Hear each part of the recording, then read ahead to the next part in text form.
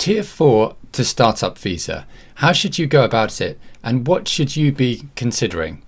So, if you are on a Tier 4 visa, you can switch to a startup visa at the end of your studies. The key consideration is this: should you get the endorsement from your university or from an incubator or accelerator? Now, I have a very clear view on this. If you get your endorsement from the university, that's only for 2 years. And if you want to continue and settle in the UK, which I imagine you do if you're looking at this, then you'll still need to get that endorsement for the innovator visa. Now, what do you think is going to be easier?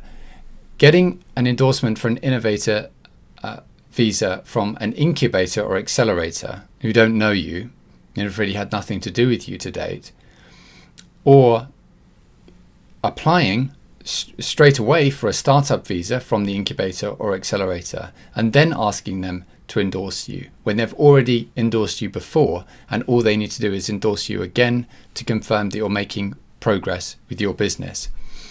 So that gives away my view. I think before you ask your university for an endorsement for a startup visa and go down that route, see if you can do the same for an incubator or accelerator that's on the list, even if it might be easier for you to get your endorsement from the university, because all you're doing is postponing a problem. Bear in mind, you cannot extend your startup visa, so why not just think about it now and not 2 years down the line, when you may or may not have necessarily made the progress with your business that you expected. And at that point, then you've got a sort of absolute deadline, and you're having to scramble around to create relationships with the endorsing bodies. So that's my view. Now, let me just address one other point, which I've been asked by Tier 4 students who are looking to switch. And the question is this: can they just switch on to an innovator visa from Tier 4 and go straight away for that 3-year pathway to residency? Why not? Now, the key point here, and the limitation for many students, particularly if they're on the young side, is: are you going to fulfill the criteria for being an experienced business person? Most likely not. If you're, a fresh graduate, that's assuming you're not a mature student. Now, I do have exceptions here. So one of my clients is a PhD student, and he is going for the innovator visa. So in his case, though, he does have experience under his belt in terms of not only his studies, but having his own business, and he is older. He has more life experience.